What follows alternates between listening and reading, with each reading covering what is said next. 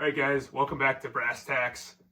Today, we're going to be talking about our AR-15s and the essentials that we kind of view as what you should look for when you start getting into an AR-15, like the first things you're going to have to look out for when you're building an AR-15.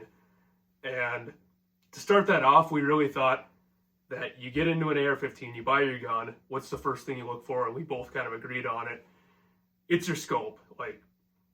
So that's kind of the first thing to keep in mind as you buy any gun, really, but especially an AR-15.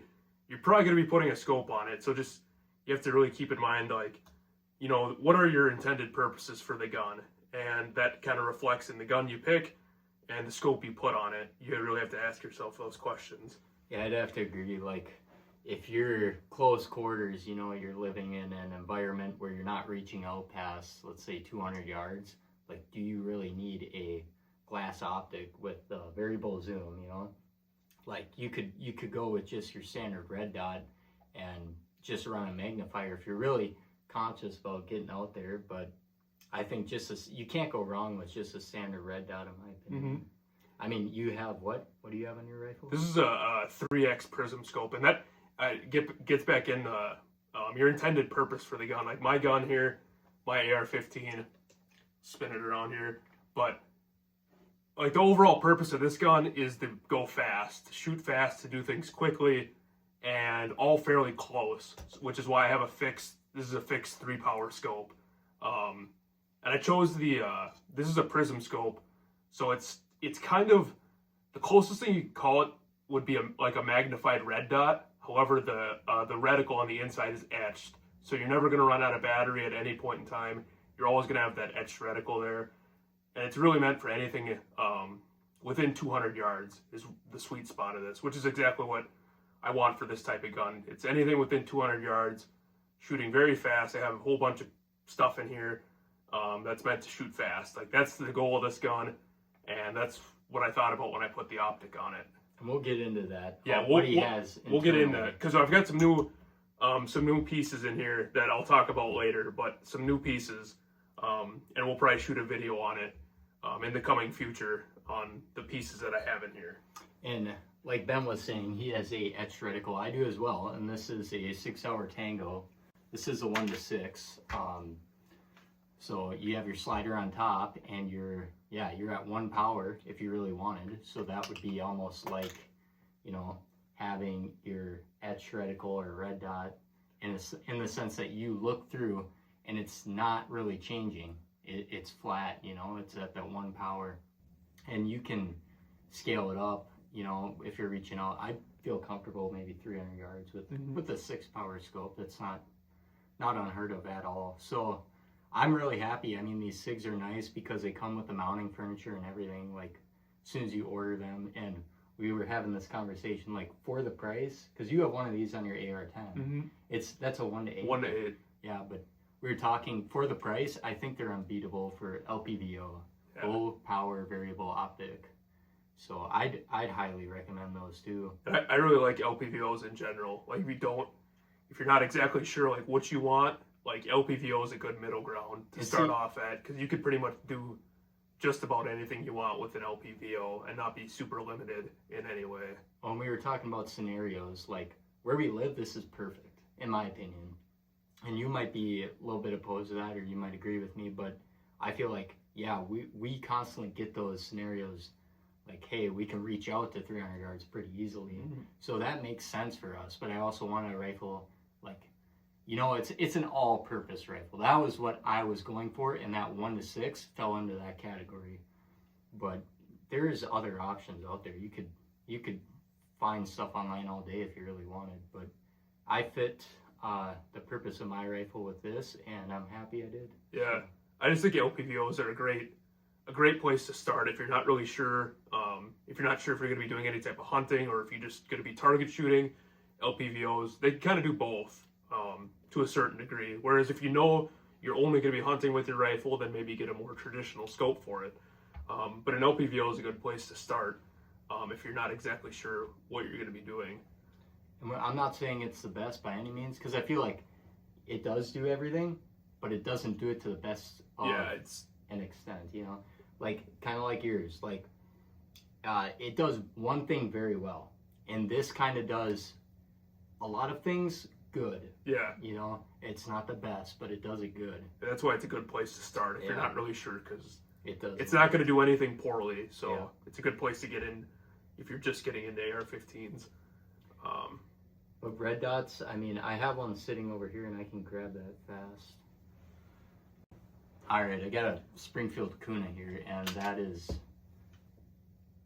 housing a 6-hour Romeo 5 Gen 2. This is the elite one, so you can change the reticle on the inside. And I think for cost effectiveness, these would be really, really good for somebody coming into trying to put an optic on the rifle.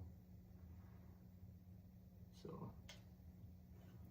I'd say especially if you're going to be doing a lot of target shooting and you don't want to spend a ton of money on an optic, I think red dots would be probably where you want to be if you're going to be doing a lot of close range target shooting.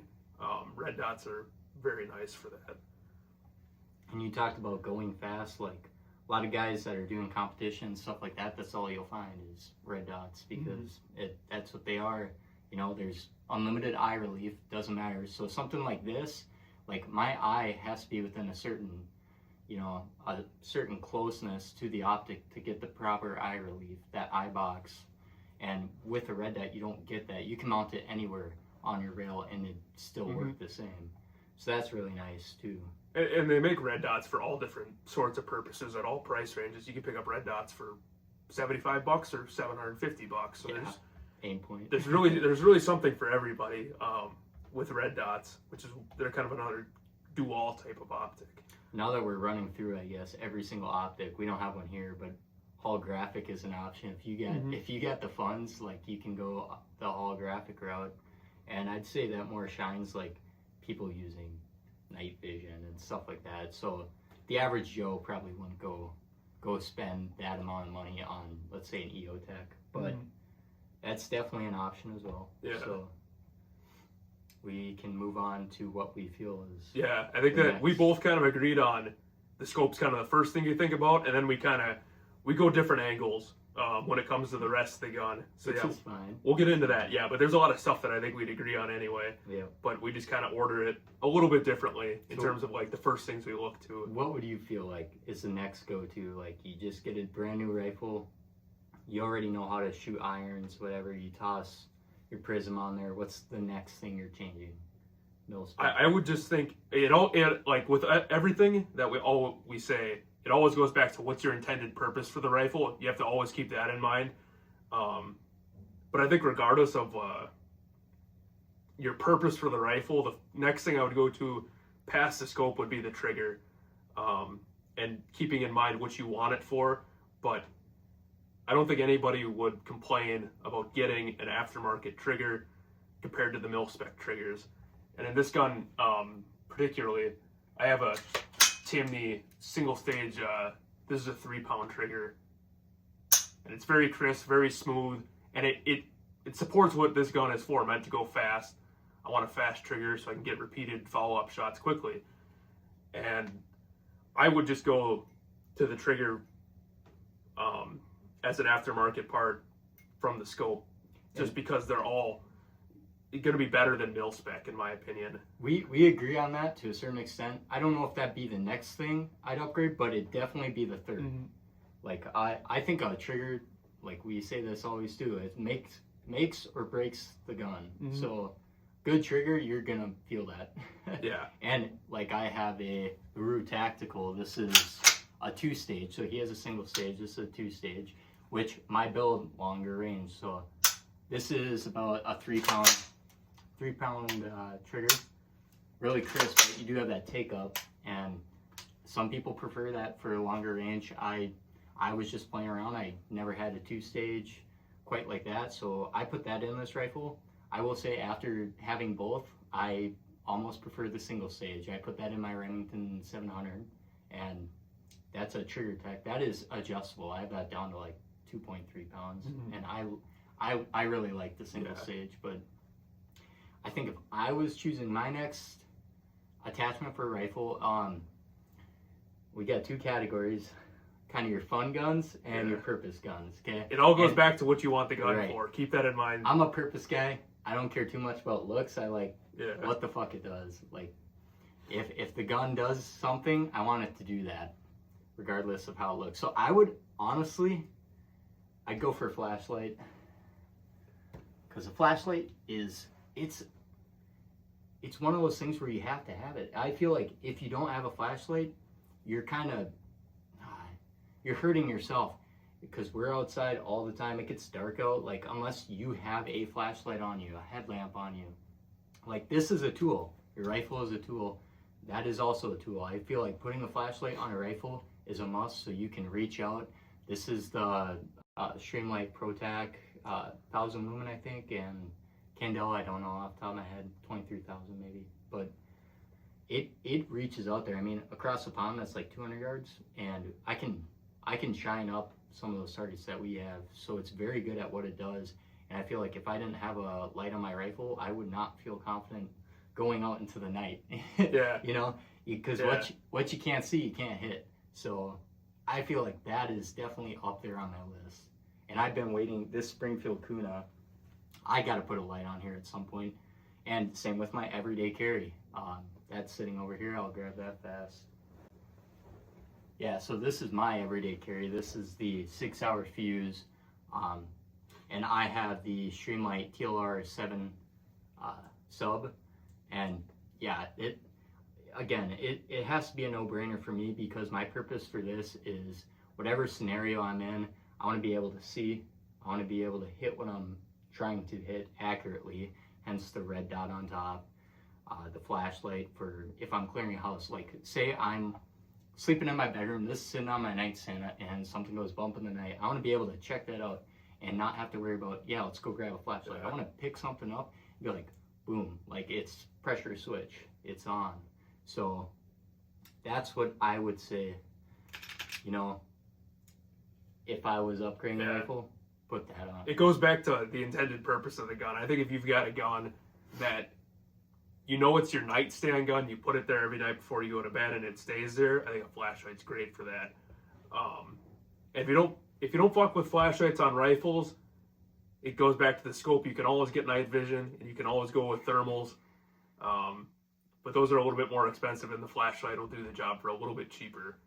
And I don't have a flashlight personally on any of my rifles, but I also have buddies who have flashlights on their rifles, so I let them do the lighting stuff up, and I'll do the shooting. But definitely a good attachment, and one that I wouldn't mind having for any of my rifles. It's always gonna be good to have that flashlight there, just in case you'd ever need it. But especially for an everyday carry gun, it'd be almost essential, I'd say, to put on an everyday carry type of gun. I would say that is the trifecta, though. We went over optics, triggers, and I said flashlights. And I feel like those three, those are the go-to on the rifle. And I would say a sling as well. Like, we can get into the next thing, but I'd put a sling in there. I'd say everything past this is just kind of going to be really nice to have, but you definitely don't need it if you don't want it. It's kind of just more for comfort or making the gun better in whatever way you see fit. And I guess my next thing that I'd go to would probably be the charging handle. I'd go for the charging handle, just because mil-spec charging handles, I think everybody can agree, they kind of suck. They're not super user-friendly, and pretty much any aftermarket charging handle is good. It's just going to be better than the mil-spec. And on this one, I've got the Radian Raptor LT on this one, and I've got a Geisley Super charging handle on my AR10. So I've replaced both the charging handles on both of my ARs, and it's something I'd continue to do on any future AR, just because they're just so much more user-friendly than your standard mil-spec one. It's especially if it's cold out, like we live in a cold climate, it's way easier to operate with gloves on. If you just have to go in quick, rack the gun, it's right there. Yep. Way easier to operate with gloves on and without gloves too. We both have the Radian fully ambidextrous charging handles, and I would agree with you on that these are really nice in the winter. Like, when you get to a point where you can't feel your fingers, I'll tell you what, grabbing a hold of this is so much easier than the mil spec. Yeah. So. And I always feel like these are just smoother than the mil specs. I don't know if there's any truth to that, but I feel like these are just smoother. Maybe it's just because they're easier to use, they feel smoother. But I like a good aftermarket charging handle, and I don't think I'm too particular on the brand. I think they all make good stuff. I've got, like I said, a Geisley and this Radiant here. I like both of them. I'd buy both of them again. I don't really have a preference in between either one of them. They're about the same price. I think they're both right about $75. So I just think that's a cheap, easy luxury item that you could have for your AR-15. Yeah, we talk about luxury, and I want to get into grips and stocks and like your furniture on the rifle as well. I don't feel like it's necessary, but it's definitely one of those comfort luxury items where I feel like a good grip can, again, it's make or break on a gun. Like if you prefer a certain grip and you toss it on a gun, it's almost like you shoot it better. Same with trigger. And I feel like they all, it's like a basket weave. Like if you toss on the right things, it makes you a better shooter. Yeah. I would just say you got to get comfortable with your gun. You want to be comfortable with whatever gun you have for whatever you use it for, if it's hunting or whatever it is. You just want to be comfortable with it. So if your gun comes with a stock or a grip that you don't like, it's easy enough to change those out. I would just say get everything you can to make yourself comfortable with the gun, and you'll probably shoot a lot better, and you'll just overall probably enjoy it better too if it's comfortable. Which, yeah, I have a cheek riser on my stock because I wasn't getting the cheek weld that I wanted to with the scope and everything. So yeah, I have a B5 Stop Mod stock, and I actually put a cheek riser on here. I just found one online. This is Sun and Shadow, I think. This is the brand name. But yeah, I tossed that on here, and I do like it. It gives you that extra ½ inch of clearance, and I can really set my cheek in there and get comfortable, and that's how I like to shoot. So yeah, and I think it's all personal preference too. Like you got to know what you like personally, and then just go with that. This gun, this gun didn't come with this stock. This is a Daniel Defense stock, and I like this Daniel Defense stock because it's slim. It's a little bit slimmer. It's a light, and I like a little bit more of a slimmer stock. Like when I shoot, I really get my face, my cheek down in there into the gun, and that's just how I shoot. That's how I'm comfortable shooting, and this stock does that. I also have been meaning to change out this grip as well. I like this grip. It's just a little bit big for my hands though. It's more of a custom grip that came on this gun, and it's just a little big for my hand, so I actually have one that I need to put on there. But yeah, so there it goes again with the comfort. I would just change this grip out and get a different grip on there. I think I have a B5 systems grip that I bought that I've been meaning to put on there. And we talked about it came with the rifle, and that is a ABC rifle company. ABC rifle company. It's more of a custom grip. You can kind of tell, like it's got some finger swells for your fingers, and it'd be great if it was, custom made to the person's hand, but it's not. It's a little big for my hand, so it just makes it a little weird holding onto it. So I just got more of a standard grip to put on there. Yeah, and I got the Zion 15. This is a 16-inch one. I know that they have other ones out now, but that all came with the B5 furniture. The grip came with it. The Stop Mod stock came with it. I have some other things on here. I mentioned cheek riser. I got a bag. It's called a bag rider. It's a little flat spot on the stock, so you can put a sandbag under there. But yeah, I mean, I'm a big fan of B5. I like their grips. They're really like sandpapery grippy. And so I tossed a foregrip on here from B5. It's a little long for my personal preference because I like to use that grip as a C-clamp. Yeah. I don't grip it like that. No. Like it only if the barrel is heating up to a point where I can't touch the metal, I can see myself doing that, but I like to get a good C-clamp on there so when I'm firing I can really pull down on that recoil and anchor it into my chest, my shoulder, and that's what allows me to do that. I see you get an angled foregrip. Yep. And I would actually replace this. I've had this for a little while now. I figured I'd try it. But yeah, the way I shoot AR-15s and the way I like them, it's just a stop. It's just a hand, like a place to rest your hand almost. And I feel like I could just get something a little bit different that would do it a little bit better. But yeah, when I'm shooting it, it's just more of a place to rest my hand up against, like I rest it up against this front little edge here, and then that's how I go with it. And I feel like I could just get something that takes up a little bit less space to do that equally as well. And he says like a hand stop, like repeatability. When you're shooting, if you can repeat the same thing over and over, like that's muscle memory. He's putting his hand at the exact same spot. The same thing with mine. Like even right here, I have a little grip on the actual M-lock here because that's where I like to. I'll rest my thumb on there every time I'm grabbing it. It's thumb on there and wrapping it around. So if I can feel that little grip right on my thumb pad, I know I'm exactly right where I was shooting it before, and I can repeat. It goes back to being comfortable with your gun, and all these little aftermarket pieces just go towards being comfortable with your gun, I think, and that's never a bad thing to be more comfortable with your gun.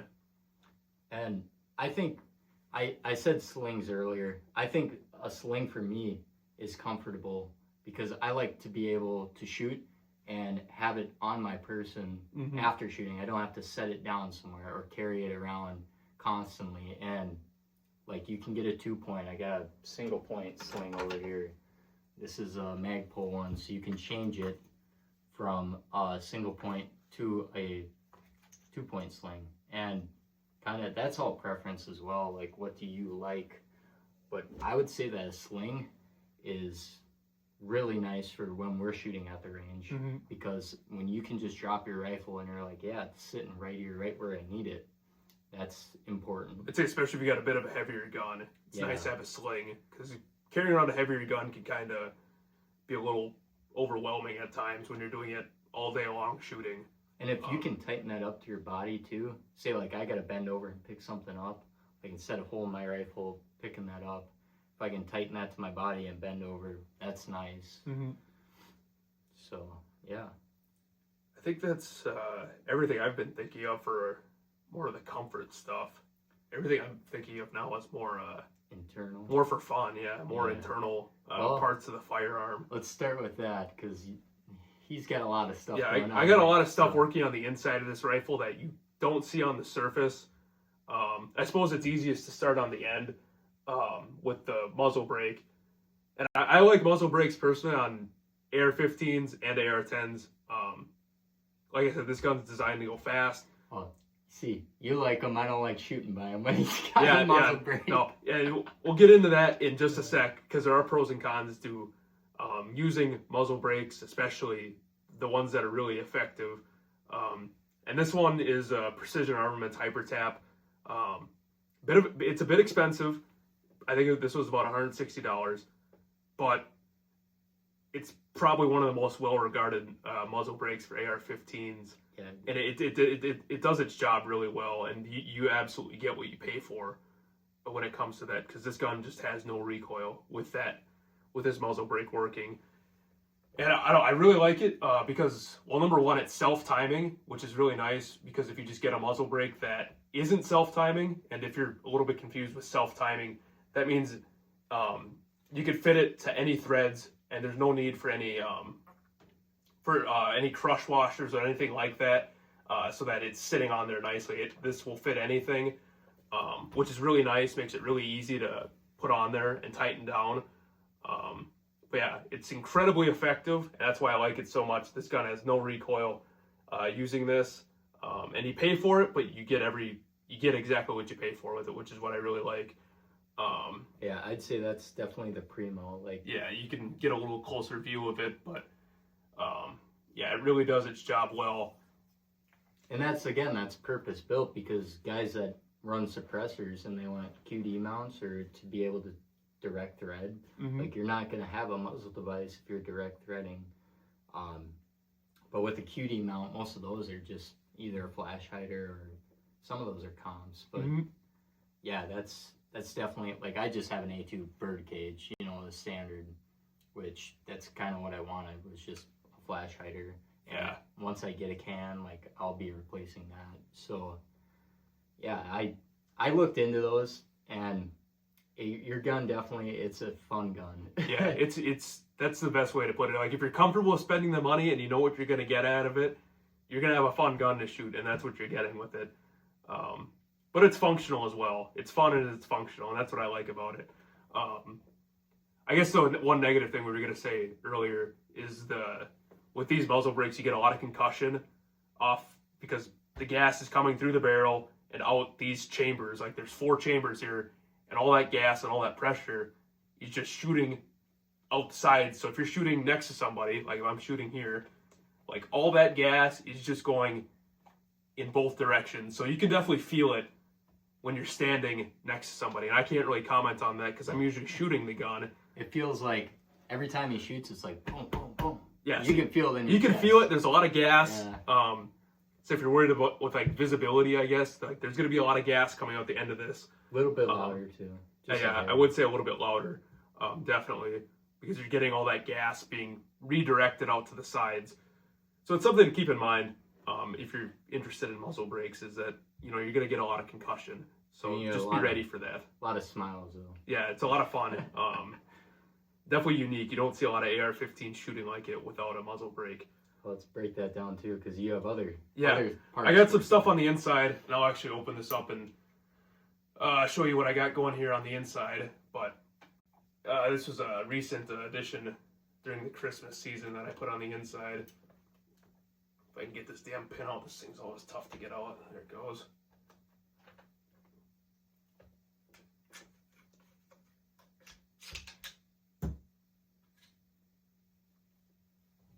But yeah, this is the new thing that I put in. This is a low mass bulk carrier group by JP Enterprises.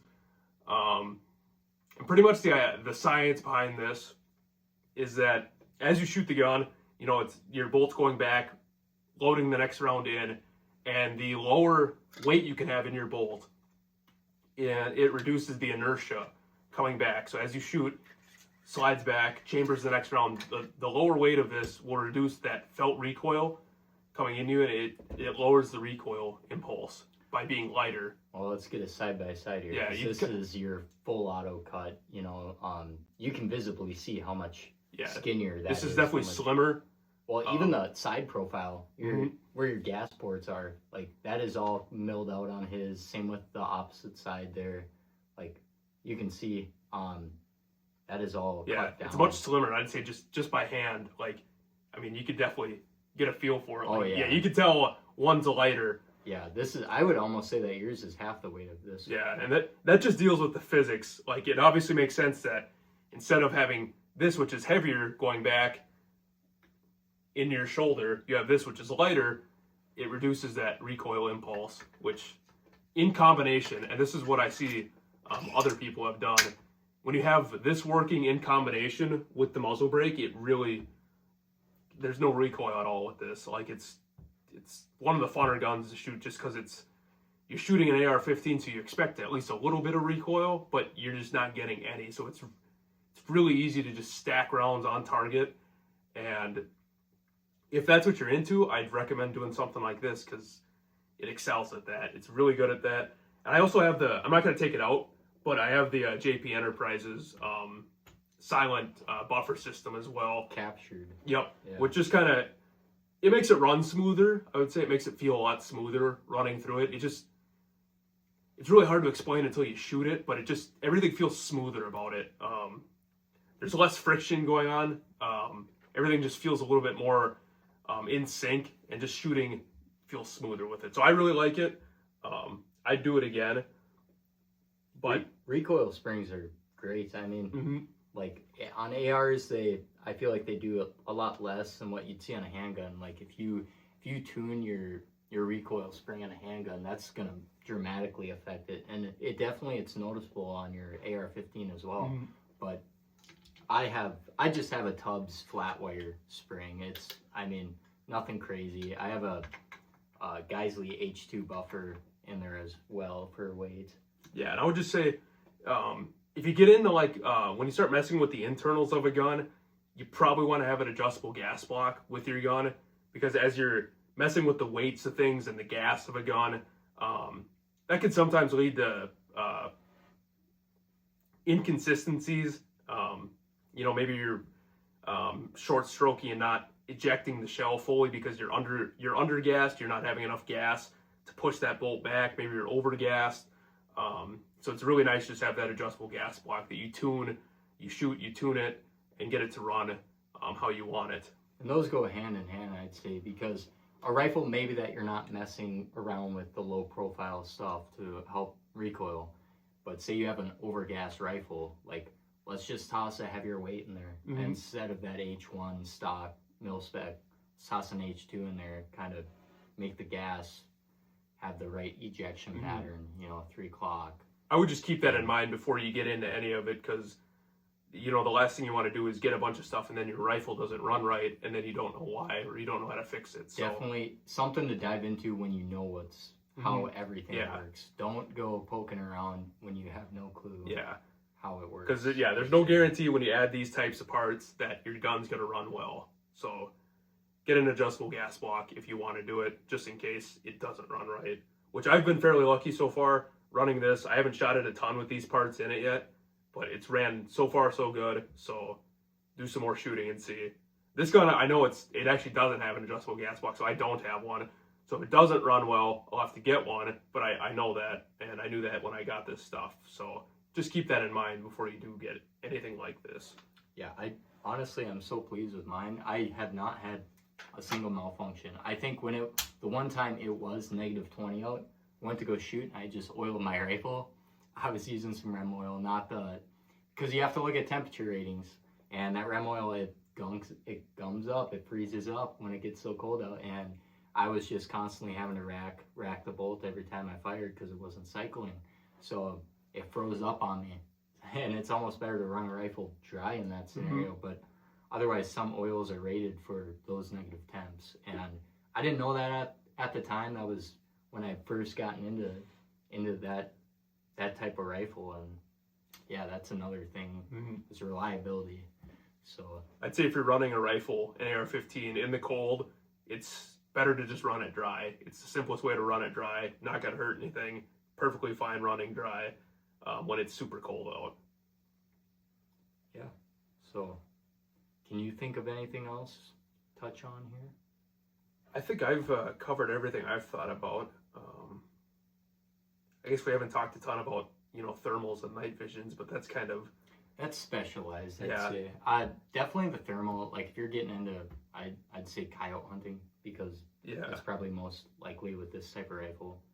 Like, you could definitely go into thermal. You know more about that than I. Yeah. So I've shot a few thermals. I don't know a ton about them, so definitely take what I say with a grain of salt. But from what I've seen, AGM's a good brand. AGM, that's what my dad runs. He does a lot of coyote hunting, and he has more knowledge on thermal than I do. But he runs AGM, and he seems to like those. They come in at a good price. So AGM seems to be pretty good. And then there's, with anything, there's the higher end stuff. Like if you really wanted to, like with thermal, and why we don't have any yet, like you could spend $5,000, $6,000, $7,000, $8,000 on a thermal scope, and you're gonna have a great scope. But it's really what you want to use it for. Like a lot of guys use it for coyote hunting, so they're comfortable with spending that much. But if you're just target shooting, like thermal's really cool. I think everybody would agree with that, but that's why we don't have it yet. We just don't. I don't think we have the use for it quite yet. So maybe someday. Yeah. But if I am finding a use, I don't know if I'd use an AR-15 platform if that's what it comes down to. If I'm tossing a thermal on any rifle, I think it'd either be an AR-10 or a bolt action with the same caliber size. I know plenty of guys who they hunt with bolt action rifles with thermals, and that's what they coyote hunt with. Yeah. So it's plenty popular amongst bolt actions. But yeah, it kind of just goes back to whatever you want to use the gun for. And I guess suppressors too. Like suppressors are becoming more common and definitely a lot cheaper than thermals and night visions. But I have shot a little bit with suppressors, and I'd say they're very nice if you're target shooting. Like they're just kind of a nice thing to have. Like you don't really have to worry about ear pro. Then if you're shooting with suppressors, it's really nice. And for hunting, obviously, it's way quieter. So you're not waking up your neighbors at night if you're going coyote hunting, or scaring everything away if you're going coyote hunting. Suppressors, I feel like, would be a great addition to a home rifle as well, because you're not going to be blowing out the ears of you shooting when you don't have ear pro, anyone in the house, because this is a confined space. Like sound's just bouncing off the walls, and I feel like that could really help you. And we talked about rifle length. These are 16-inch barrels. You can get 20-inch. Like if you're into coyote hunting, I could see how you can benefit from 20-inch barrels. And we talk about like shorter rifles as well. Like it's all purpose built. Like say you want a truck gun, okay? We talked about suppressors. Those are NFA items. Well, now you need to SBR it or have it as a pistol with a brace, which that's what that Springfield Kuna is.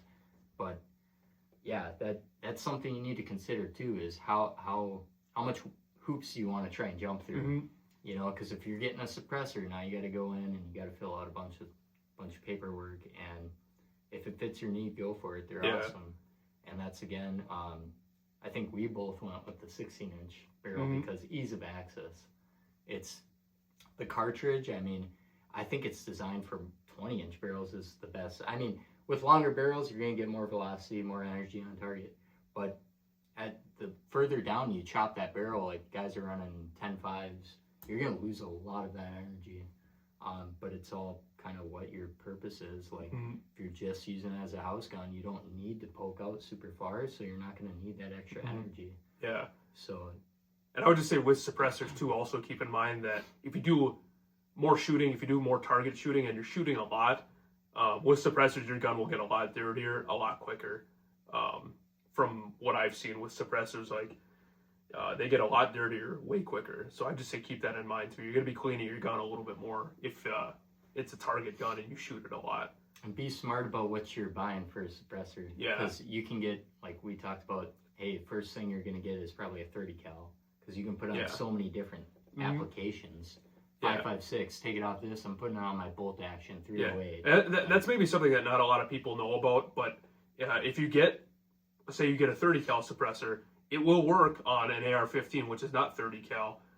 All you have to do is have the right threads, so they make thread adapters that will fit your 30 cal suppressor now on your AR15. Whereas if you start with a 22 caliber suppressor and I go get a 30 cal gun, that 22 suppressor is not going to fit on that 30 cal gun.